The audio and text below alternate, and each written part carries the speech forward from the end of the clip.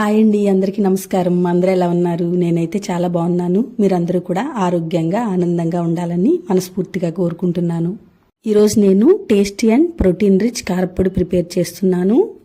దీనికోసం ఏమేమి తీసుకున్నానో ఒకసారి చూసేద్దాం. 1 కప్పు పల్లీలు తీసుకున్నాను, తర్వాత 1 కప్పు నువ్వులు, ఇంకో cup sunflower seeds, 1/2 cup pumpkin seeds, 1/4 cup melon seeds పుచ్చగింజలండి, 1/4 కప్పు ఫ్లాక్ సీడ్స్ తీసుకున్నాను, 2 టేబుల్ స్పూన్లు జీలకర్ర, 4-5 రెమ్మలు కరివేపాకు, 20 నుంచి 25 ఉంటాయండి ఎండుమిర్చి. మీ స్పైస్కి తగ్గట్టు మీరు యాడ్ చేసుకోవచ్చు. దీనిలో యూజ్ చేసేవన్నీ సీడ్స్ నట్సే కాబట్టి ప్రోటీన్ కంటెంట్ ఎక్కువగా ఉంటుందండి. ప్రోటీన్ ఒక్కటే కాదు, calcium, vitamin E, fibre, iron అన్నీ ఉంటాయండి. ఒక ప్యాన్ పెట్టుకుని వీటిని ఒక్కొక్కటిగా స్లో ఫ్లేమ్లో ఫ్రై చేసుకుందాం. ముందుగా ప్యాన్ హీట్ అయిన తర్వాత కప్పు పల్లీలు తీసుకుని స్లో ఫ్లేమ్లో వేయించుకోవాలి. పప్పు లోపల వరకు వేగాలండి.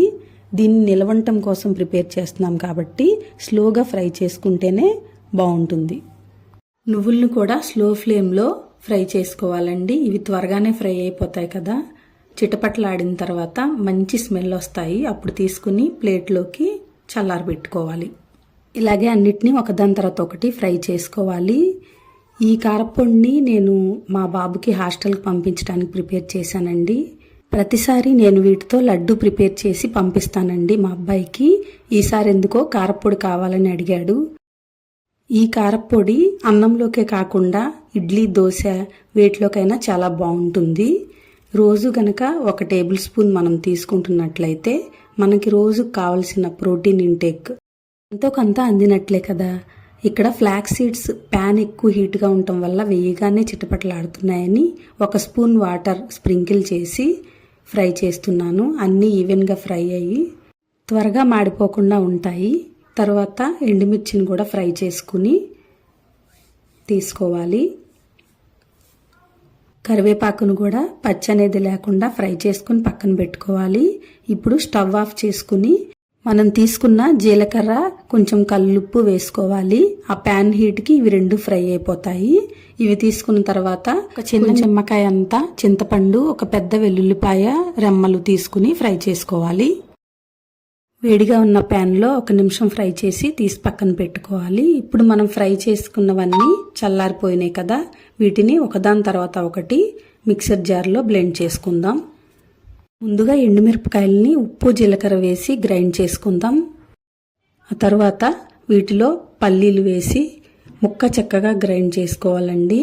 మరీ మెత్తని పౌడర్ అయితే ముద్దగా అయిపోతుంది. దీన్ని ఒక బౌల్లోకి తీసుకుని తర్వాత సన్ఫ్లవర్ సీడ్స్ వేసి వీటిని కూడా అలాగే కోర్స్గా గ్రైండ్ చేసుకోవాలి. తర్వాత గుమ్మడి పుచ్చగింజలు కూడా గ్రైండ్ చేసుకుందాము.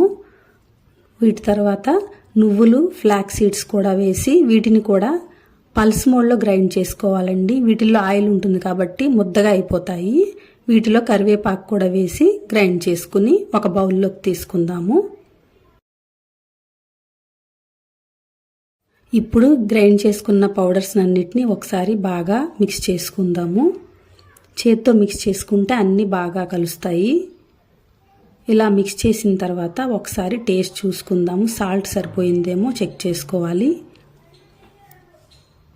ఇప్పుడు మిక్సీ జార్లో కొంచెం పౌడర్ తీసుకుని మనం ఫ్రై చేసుకున్న చింతపండు, వెల్లుల్లి, సాల్ట్ సరిపోకపోతే కొంచెం సాల్ట్ యాడ్ చేసుకుని ఇంకొంచెం పౌడర్ కూడా యాడ్ చేసుకుని పల్స్ మోడ్లో 1-2 సార్లు గ్రైండ్ చేసుకోవాలి.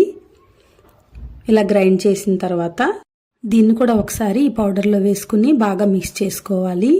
తర్వాత దీన్ని ఒక ఎయిర్ టైట్ కంటైనర్లోకి తీసుకుంటే 1 మంత్ వరకు పాడవకుండా నిల్వ ఉంటుందండి. ఎంతో టేస్టీగా ఉండే ఈ ప్రోటీన్ రిచ్ కారప్పొడిని వేడివేడి అన్నంలో నెయ్యి వేసుకుని తింటే అన్నం మొత్తం దీంతోనే తింటారు. మంచి ఫ్లేవర్తో చాలా టేస్టీగా ఉందని మా అబ్బాయి నాకు కాంప్లిమెంట్ ఇచ్చాడు.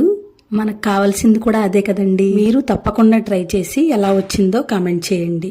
ఈ రెసిపీ కనుక మీకు నచ్చినట్లయితే లైక్ చేయండి, షేర్ చేయండి, మన ఛానల్కి సబ్స్క్రైబ్ చేసుకోండి. Thanks for watching.